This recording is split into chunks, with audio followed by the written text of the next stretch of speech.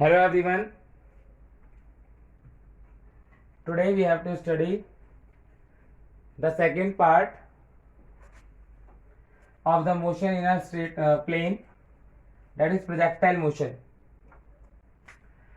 So before starting the projectile motion, you are aware of the equation V is equal to U plus AT, S is equal to UT plus half AT square, and the V square is equal to U square plus 2AS. These are the three equations of motion applicable when the acceleration is constant. Clear? Now let's do some question based on this equation. Question है, a body starts from origin with initial speed 2i cap plus 3j cap and accelerate with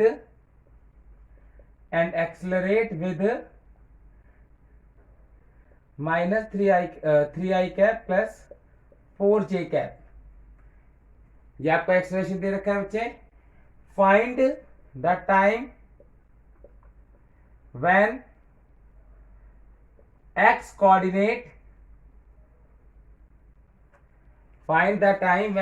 coordinate become 12 units.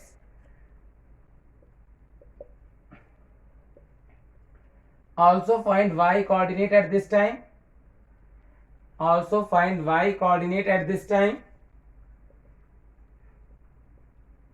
And velocity at this point.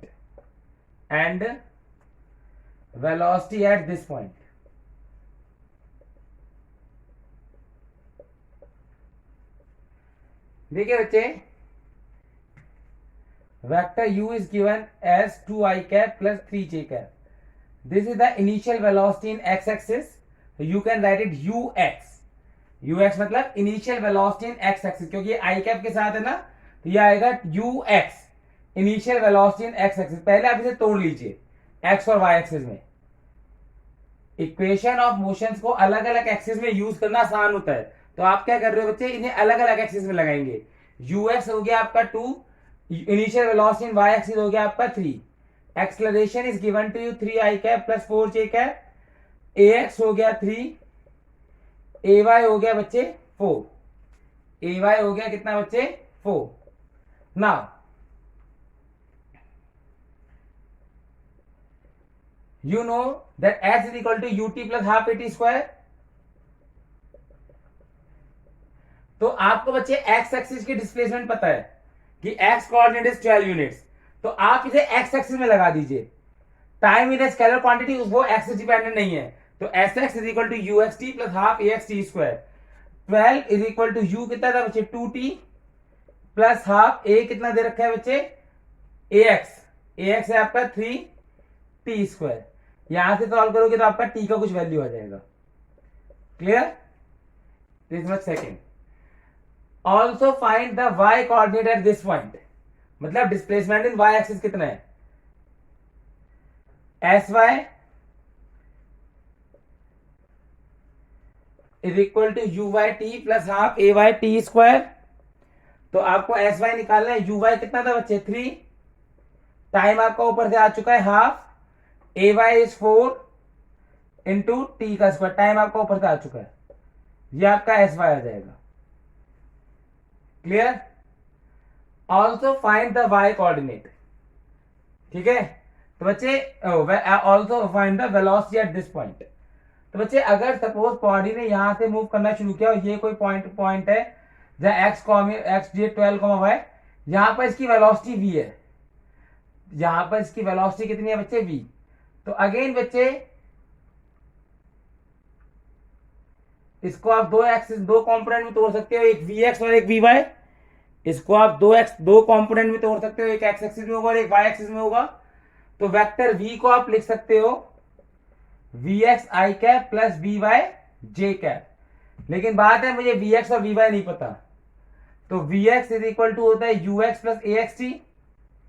ux आपको पता था 2, ax आपको पता है 3, time आप निकाल चुके हो, ये आपका vx आ जाएगा। इस इक्वेशन जो टाइम आएगा उसको वहां पुट कर देना, इतने मीटर पर second. Similarly if you find vy then you apply the equation vy is equal to uy plus ayt। uy कितना था बच्चे 3, ay कितना है बच्चे 4 इंटू टाइम t, ये इतने मीटर पर सेकेंड। फिर आप इसमें v के में पुट कर देना कि जो भी vx की वैल्यू होगी इतने i कैप प्लस जो vy की वैल्यू होगी इतने vy j cap, that's the answer. Clear है बच्चे? तो बच्चे basically in this example I want to tell you that if the motion in the 2 dimension, तो आप दोनों डायमेंशन को एक साथ मत पढ़ो, आप एक बार में या तो एक्स एक्सिस को पढ़ो या एक बार में वाई एक्सिस को पढ़ो, the question will become easier.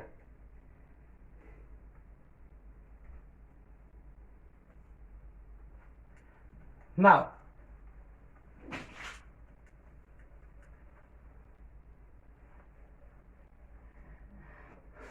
Projectile,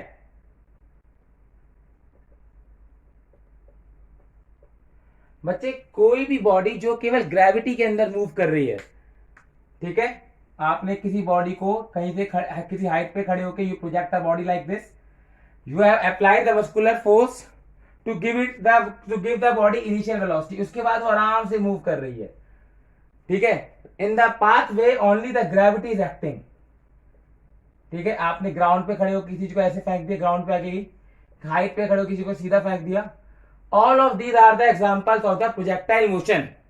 projectile क्या होते हैं? Any body which is moving under the action of gravity only is projectile. Any body which is moving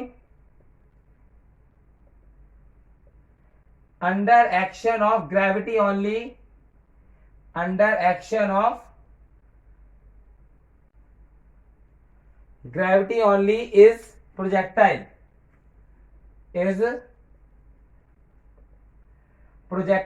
and its motion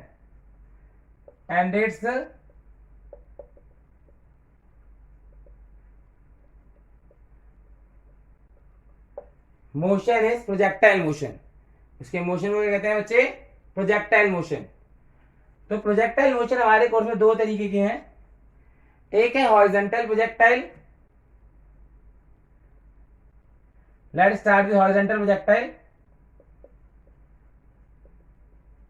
and the second one is oblique projectile, वो हम horizontal projectile के बाद discuss करेंगे। In horizontal projectile, suppose you are standing at some height h and throw a body parallel to the ground, बिल्कुल parallel initially, so it will follow the path like this, so what is the initial velocity in x axis? u, आपने बिल्कुल सीधा उसे project किया, does it has any velocity in y axis here? no, uy is 0,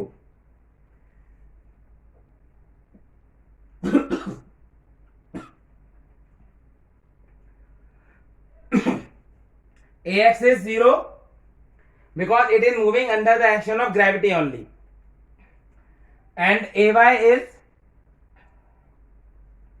minus g, y negative g because gravity is acting in the downward direction, ux is u, uy 0, ax 0, ay is minus g। इसके अंदर बच्चे बहुत सारी derivations हैं। First one is equation of trajectory.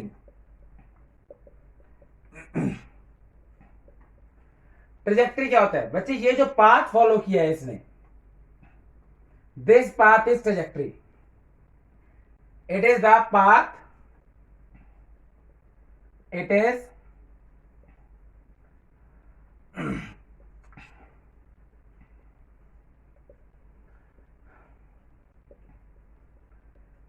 path followed by projectile, let this coordinate to be 0, 0 और ये कोई point होगा क्या?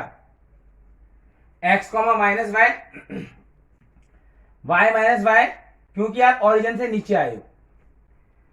So if you apply the equation x is equal to ut plus half at square in x axis, so what is the displacement at this point P in x axis? X. Ux is u, time is t, ax is 0.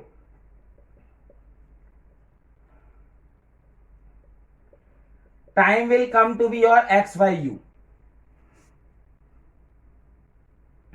Time will come to be your x by u.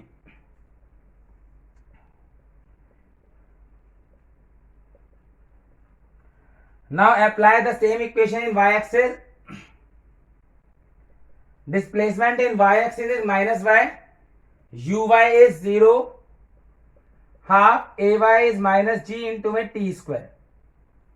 What is the value of t? X by u. Y is equal to half g x by u का square. So this equation is the equation of trajectory. This is the equation of trajectory.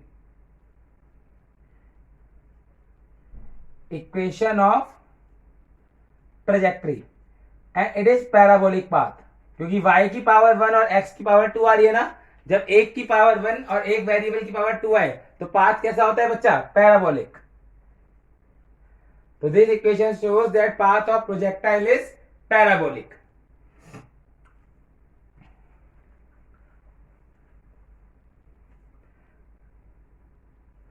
Second derivation, time of flight.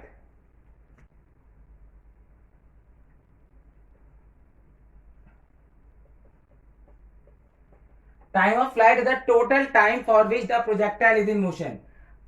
यहां से projectile ने motion start किया और यहां तक गई है.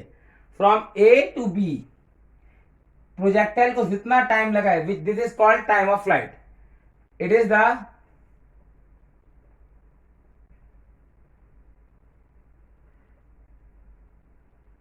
Time taken by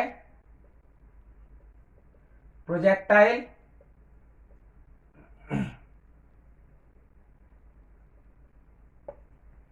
incomplete motion. तो बच्चे देखिए, if you look at the complete motion बच्चे, और ए से स्टार्ट हुआ और बी पे जाके खत्म हुआ, तो प्रोजेक्टाइल वाई एक्सिस में कितना नीचे आई है? H. In complete motion the displacement in Y axis is actually minus H, क्योंकि वो डाउनवर्ड है ना डिस्प्लेसमेंट. तो in complete motion displacement in Y axis is minus H. तो बच्चे S Y is equal to U by T plus half A Y T square. Displacement in Y axis is minus H. U Y कितना था बच्चे? 0. You Y कितना है बच्चे? 0. Time is T, half A Y is minus G into time is time of equal to time of flight. तो यहां से minus cut जाएगा, तो t will be equal to root में 2h by G. Time of flight is equal to under root 2h by ji.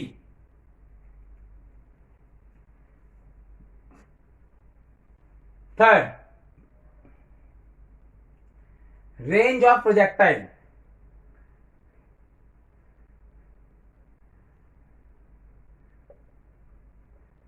Range क्या होता है? The total displacement in X axis, total horizontal displacement. Projectile x axis में कितना आगे गई है total, starting से लेकर फाइनल पॉइंट तक, उसको हम कहते हैं बच्चे range. It is the total horizontal displacement of the projectile. Total horizontal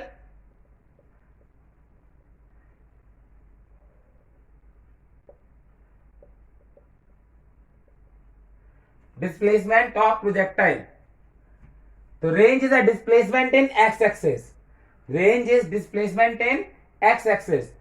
तो अगर आप लिखेंगे बच्चे sx is equal to uxt plus half axt square, ठीक है, तो this is the range. Providing आपको कंप्लीट मोशन का टाइम लेना है भाई. टी ये टाइम है एक्स बाई यू, वो तो रैंडमली कोई किसी भी पोजीशन का हो सकता है. लेकिन अगर मैं कंप्लीट मोशन का टाइम, मतलब अगर मैं टाइम को under root 2h by G put कर दूंगा, तब जो डिस्प्लेसमेंट आएगी एक्स एक्सिस में, वही क्या कहलाएगी? रेंज. ए से बी तक जाने में जो एक्स एक्सिस में डिस्प्लेसमेंट है वही क्या है, रेंज। यू एक्स कितना था बच्चे, यू। टाइम को किसके इक्वल पुट करना पड़ेगा, टाइम ऑफ फ्लाइट के equal, plus half A x is 0 t square. तो range is equal to u, time of flight का फॉर्मूला कितना है बच्चे, √2h/g।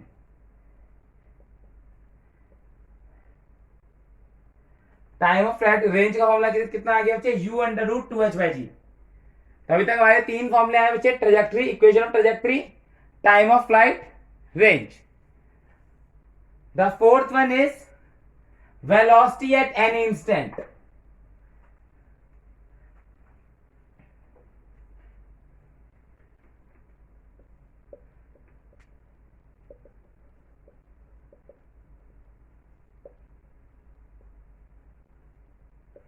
Suppose you have to find the velocity at this point P, ठीक है। तो बच्चे यहां पर P के पे सपोज वेलोसिटी ऐसे है, then this velocity will have two component, one in the x axis, another in the y axis. This velocity will have two component, one in the x axis, another in the y axis. तो बच्चे what can you write to V? V can be written as Vx I cap plus Vy j cap. तो पहले आपको Vx और Vy निकालना पड़ेगा। Now Vx V equal to U plus AT होता है, आपने x एक्सिस में इक्वेशन को अप्लाई कर दिया, ux is u, ax is 0, तो vx is equal to u. Now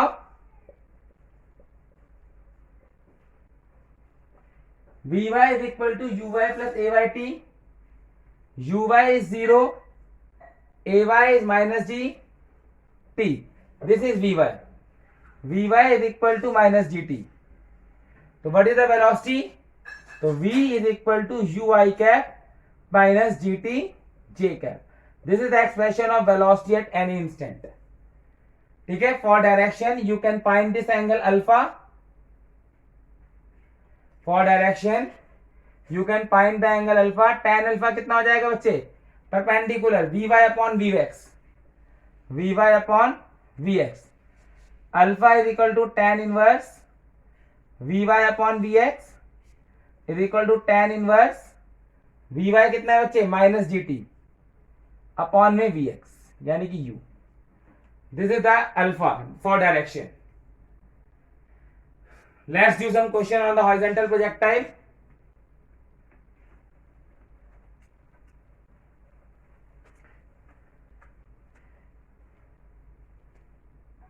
बच्चे यहां पर हमारे फॉर्मूले क्या क्या आ गए. पहला एक आया equation of trajectory y is equal to half g x square upon में यू स्क्वायर. यह है आपका इक्वेशन ऑफ ट्रेजेक्टरी. फिर सेकंड फॉर्मूला आया आपका time of flight √2h/g. Third formula आया आपका range. Range is u √2h/g. And fourth is velocity at any instant that is equal to ui cap minus gt j cap. ये आपके चार फॉर्मूले आ गए और इसमें चार बेसिक कंडीशन मेंटेन होती रहती है हमेशा कि ux u, uy 0, ax 0, ay minus g. Suppose बच्चे question number 1, there are two buildings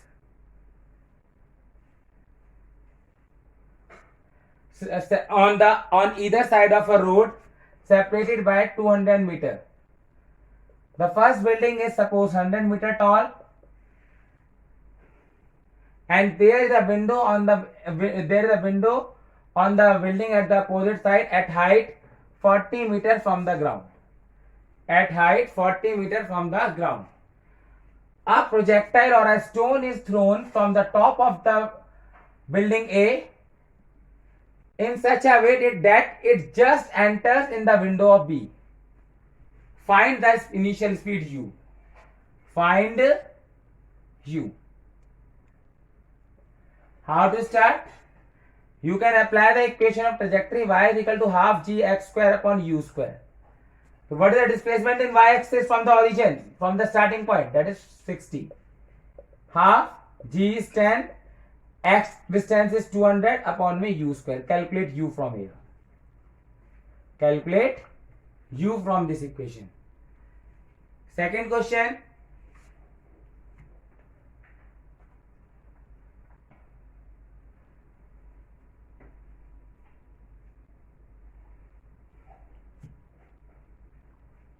a fighter plane was flying at 1000 meter per second at a height of 500 meter from the ground.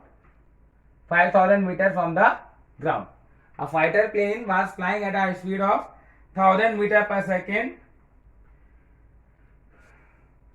at height of 5000 meter from the ground. It drops a bomb so that it just hit the target.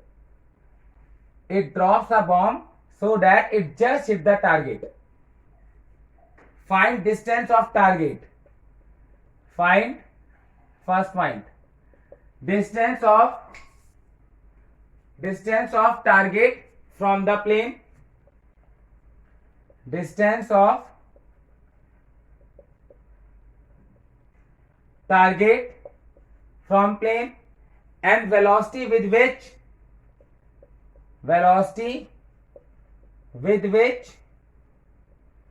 bomb will hit the target.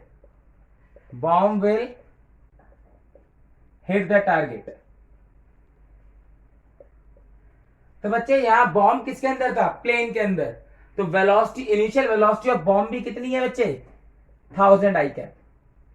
Bomb भी यहां से 1000 metre पर second से ही चलेगा. तो आपको निकालना है, देखिए ये 5000 है, ये आपकी रेंज हो गई. सबसे पहले आप निकालिए टाइम ऑफ फ्लाइट.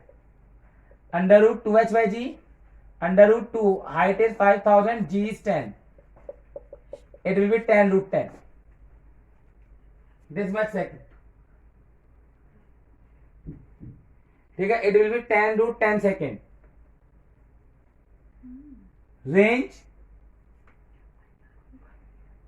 रेंज होता है बच्चे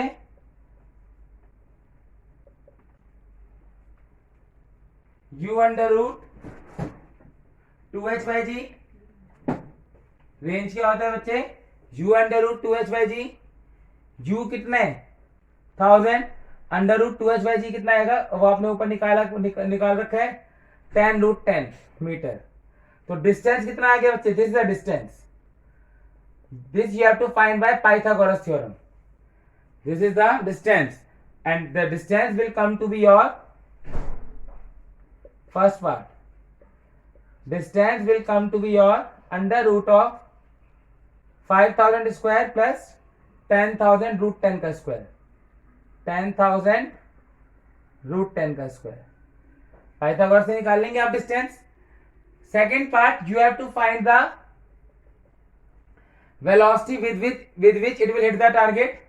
तो वेलोसिटी कितना होगा बच्चे? u I cap. u कितना है? 1000 I cap minus g is 10 and t is the total time of motion. यहां से यहां जाने में तो टोटल टाइम जो है टोटल टाइम ऑफ मोशन के बराबर है. That is 10√10 j cap. It is the velocity. इतने मीटर पर सेकेंड. इतने मीटर पर सेकेंड. ठीक है, let's do one more question.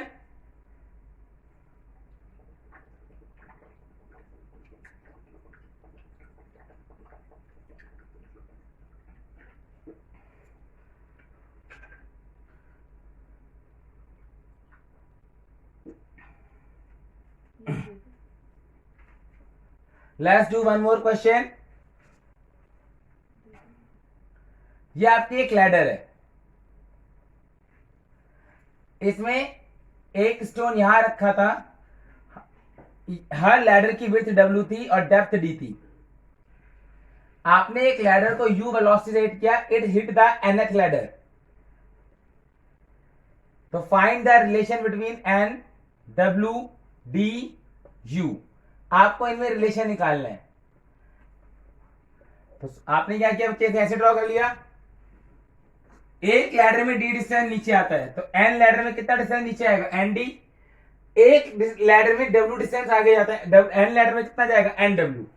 If you apply the equation y is equal to half g x square upon में u square, तो बच्चे displacement आ गया nd, half g x axis में कितना आगे गया एन डब्ल्यू अपॉन में u square, this is the relation.